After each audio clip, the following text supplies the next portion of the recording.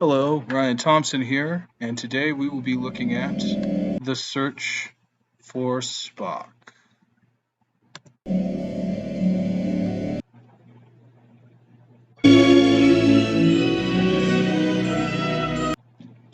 Life forms and new civilizations to boldly go where no man has gone before.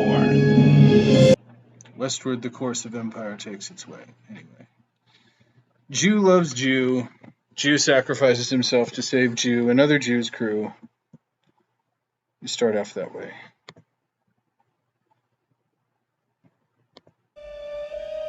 He did not feel this sacrifice a vain or empty one. Because it was for another Jew. Of my friend, I can only say this.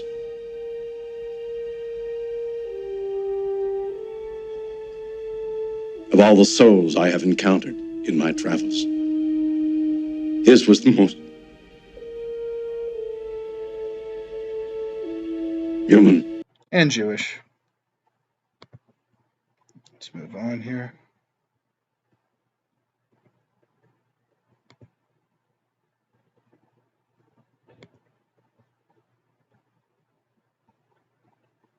Some supernatural stuff going on with Spock. Is he dead, isn't he?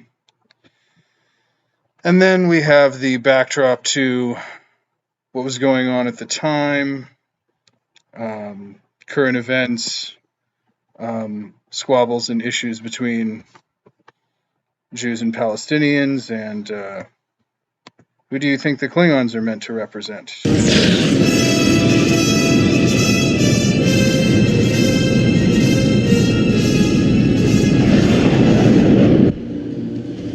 What the hell's going on? When do I get paid off?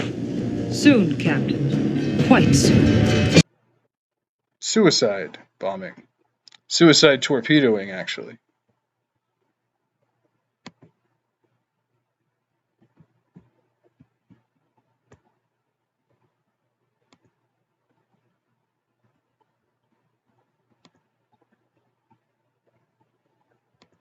Put me on hailing frequency. Manning. Thought you people were reliable. Uh-oh, racism.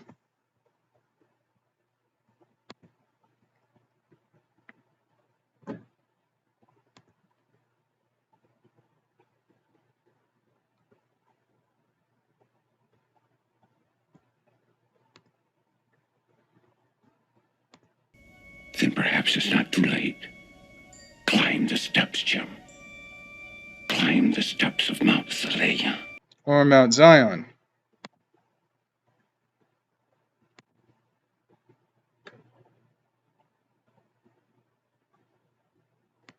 They need your wisdom on the new Excelsior. Report there tomorrow as captain of engineering. With all appreciation, sir, I prefer to supervise the refit of Enterprise. I'm afraid that won't be necessary. But, sir... I'm sorry, Mr. Scott, but there will be no refit. You're being replaced. I'm Blackjack. Nichols tries to pretend she's tore up about it, but she's like, this is great. There's actually some good stuff here about capable of sustaining whatever life forms we see man fit playing God. to deposit on it. And of course we have the theme, biblical Judaic theme of Genesis. And a theme that's going to recur here is, you know, Spock as the rebirth, died, sacrifices himself, and is resurrected. So it's co-opting that and kind of reframing it through an even more Judaic lens, sort of to de-Christianize the Christian myth, as it were. And the film, of course, is directed by a Jew.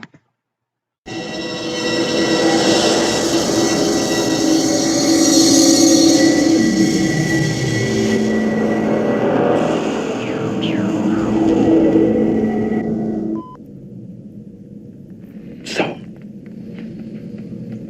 speak. Great power to control, dominate. That Those dirty Arabs, they just want everything for themselves. Why won't they share their oil with us? Speak. Impressive. They can make planets. Oh, yes. New cities, homes in the country. Your woman at your side, children playing at your feet. And overhead, fluttering in the breeze, the flag of the Federation. And of course, he's way off base. It's not like the Federation is a intra-globalist, imperialist power spreading everywhere, forcing everyone to conform to their whims and their dictates. That totally is not like whatever happens ever.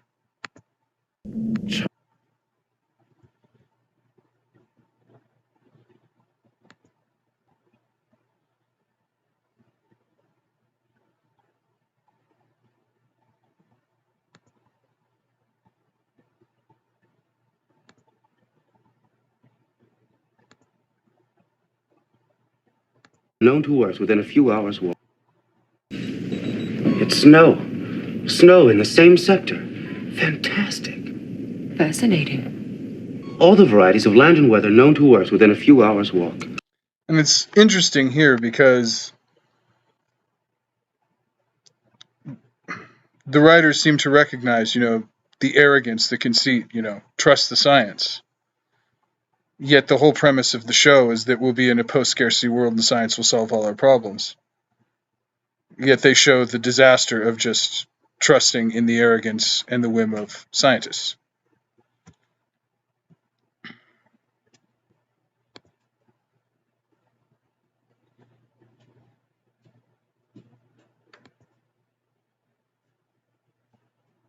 Got another Jew coming in here.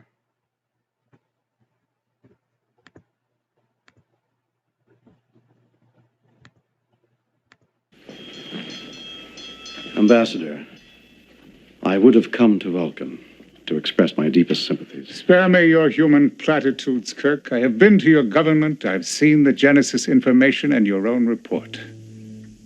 Then you know how bravely your son met his death. Why did you leave him on Genesis? You are not honoring our traditions. There's a proper method of burial. Oy vey.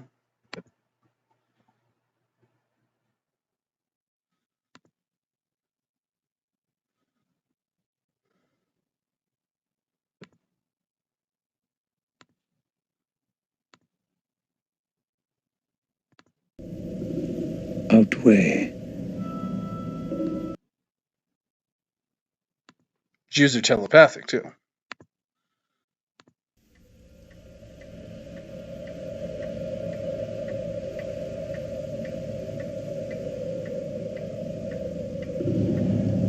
He spoke of your friendship. Yes. He asked you not to grieve. Yeah.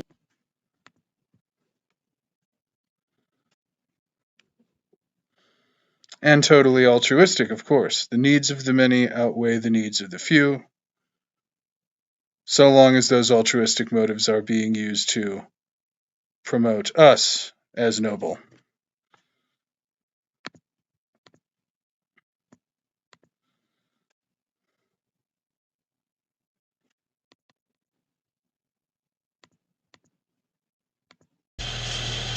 Freeze.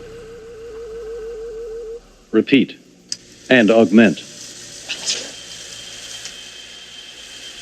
Remember. McCoy. One alive, one not. Yet both in pain. What must I... So the Semite uses the Gentile to reincarnate, remanifest his spirit, his essence, implanting his own ideas, his own agenda, into him. I mean, you just can't make this shit up.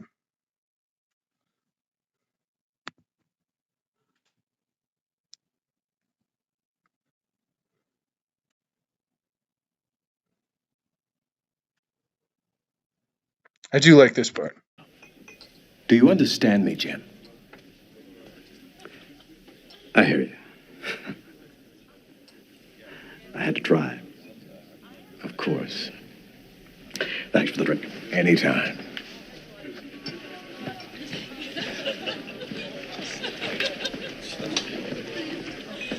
The word, sir? The word is no. I am therefore going anyway. And then he'll shine my shoes. Remember his place.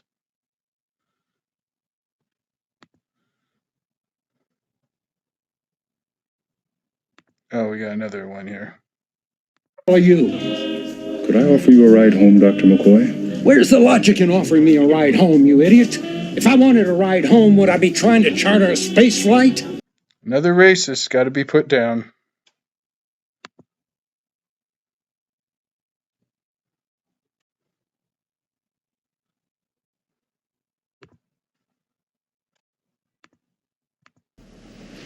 Jim. How many fingers do I have up? That's not very damn funny. It really isn't. Your sense of humor's returned. Hell it has. What's that? Lecturing. Lecturing? What for? You're suffering from a Vulcan mind meld, Doctor. That green-blooded son of a bitch. Green-blooded. West German.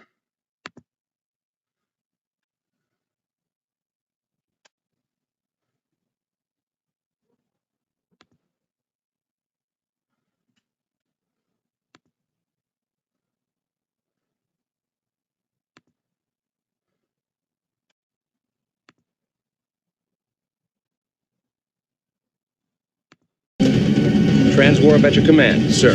Full power available. Execute.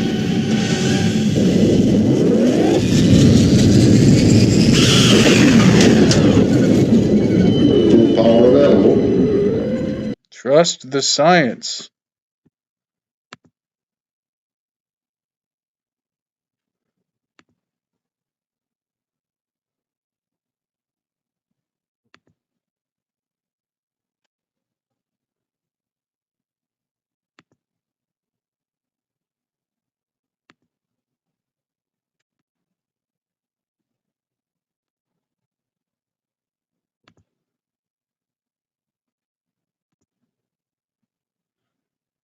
Now, the second coming of Spock is, well, he's getting horny as fuck, basically. And so, is this Jewish Vulcan sex?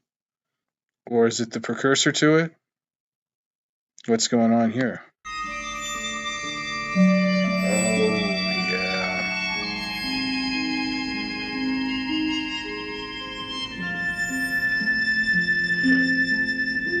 And should she really take advantage of her students like that?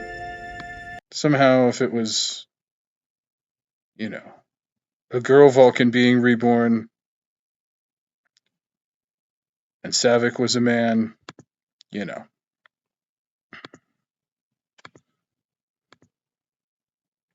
Okay, let's skip around here.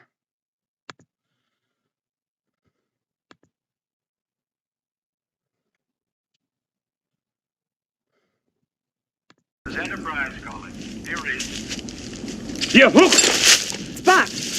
Who? Stupid, lousy Arabs wanting their own land back. When will they learn?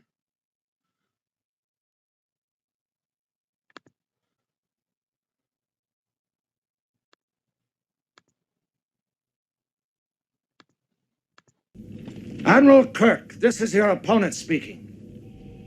Do not lecture me about treaty violations. The Federation, in creating an ultimate weapon, has become a gang of intergalactic criminals. It is not I who will surrender, it is you. Based.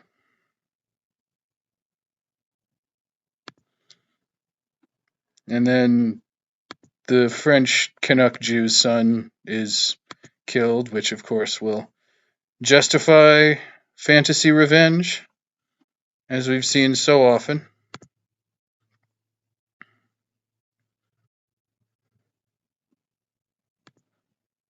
There we go. And, the life of one Jew, David, is certainly worth the life of 12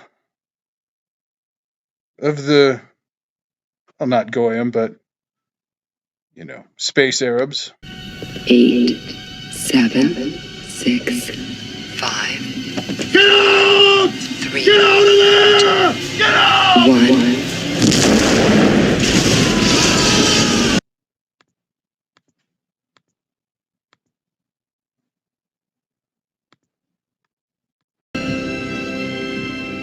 My God, Bones. What have I done? What you have. Mourning the ship. That's what they're mourning here. And to do what you always do. Turn death into a fighting chance to live. By killing 12 people who basically had no beef with you. Okay, and so, just the hormones are raging. He, seriously needs a Vulcan wife or something.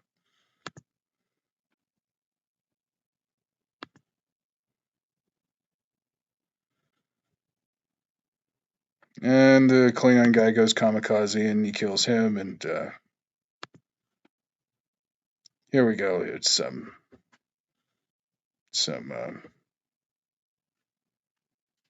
Goy simping to Nimoy here.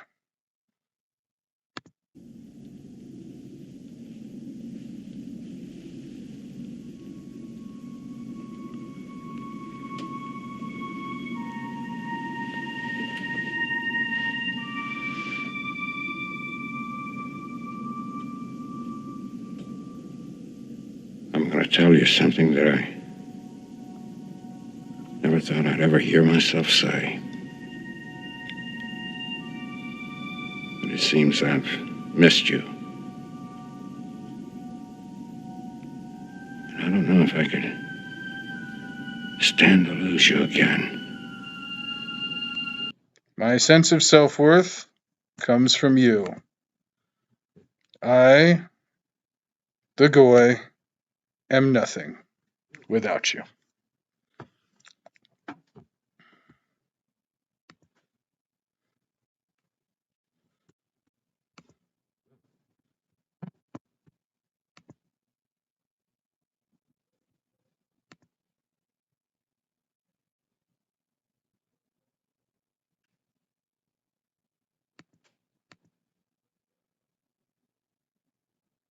Let's see, what are we doing here? We're almost done here.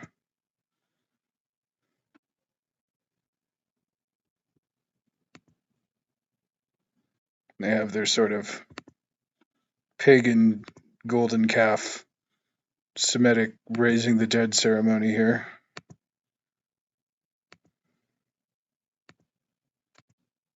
And here we go.